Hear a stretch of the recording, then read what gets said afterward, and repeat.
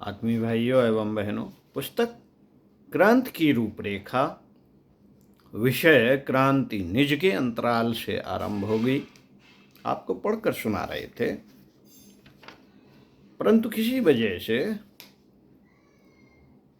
व्यवधान आने पर पृष्ठ 17 पर वीडियो रुक गया था। आपको पुनः इसी क्रम में आगे पढ़कर बताते हैं। लियो टॉलस्टॉय अपनी चर्चित कृति समाज निर्माण के नवनिर्माण अध्याय में लिखते हैं कि समाज सुधार के लिए निश्चय ही संसार में संतों और महामानवों का समय समय पर जन्म होता रहता है, पर वे भी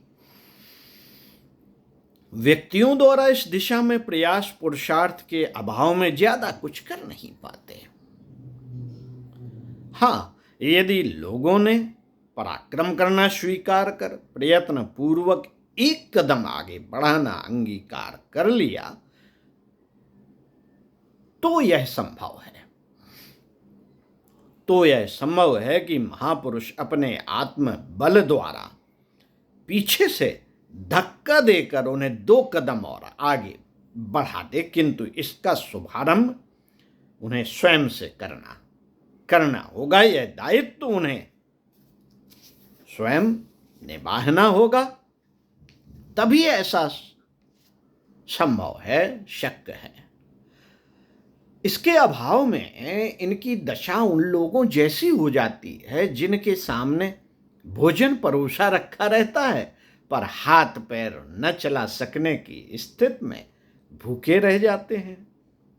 एक उदाहरण देकर वे इसे और स्पष्ट करते हैं। कहते हैं कि जिस प्रकार साइकिल चलाने संबंधी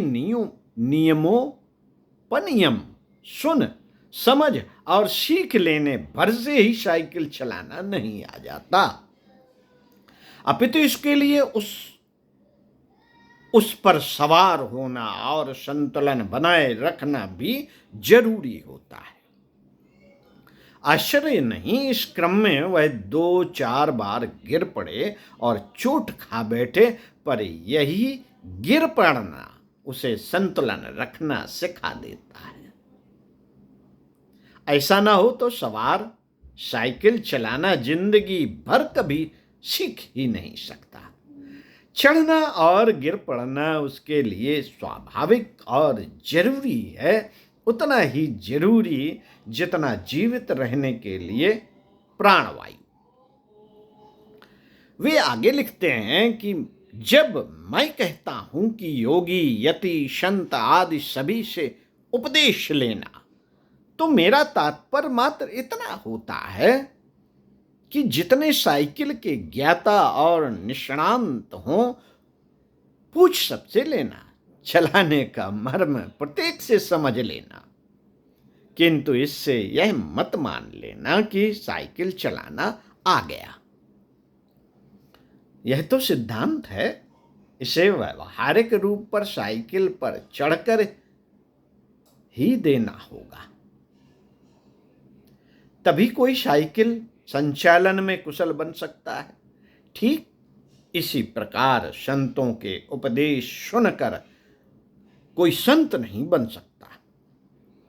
ठीक इसी प्रकार संतों के उपदेश सुनकर कोई संत नहीं बन सकता। जब संत को अपने भीतर पैदा करेगा तभी वह संत कहला सकेगा। अपने भीतर पैदा करना पड़ेगा। वर्तमान समय में टॉलस्टॉय की यह बात अक्षरशः लागू होती है। हम यह समझकर हाथ पर हाथ धरे बैठे रहें कि प्रज्ञा का समर्थ अवतार इस पृथ्वी पर आएगा और अपनी जादू की छड़ी घुमाकर पल भर में संसार को बदल कर रख देगा। कलयुग को क्षण मात्र में सतयुग प्रज्ञा युग में परिवर्तन कर देगा, पर यह हमारा भ्रम है। यदि किसी ऐसी समर्थ सत्ता का अवतरण हुआ भी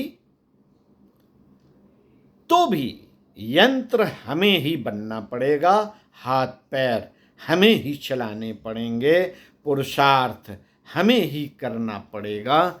समग्र परिवर्तन तभी संभव हो सकेगा। विश्व की बदलती परिस्थितियों को देखते हुए यह कहा जा सकता है कि उस समर्थ सत्ता का अवतरण हो चुका है और प्रचंड विचार प्रवाह के रूप में समस्त पृथ्वी पर वह छा चुकी है। अब इसके आगे का कार्य हमें करना है। इस सशक्त चेतना प्रवाह को अपने अंदर ग्रहण धारण करना पड़ेगा, जो प्रत्येक के अंतस में बुद्ध पुरुष पैदा कर सके, अवतार चेतना को जन्म दे सके, ऋषि उत्पन्न कर सके। महाक्रांति का सूत्रपात तभी संभव है। समग्र परिवर्तन, युग परिवर्तन तभी शक्य हो सकता है, इससे कम में नहीं।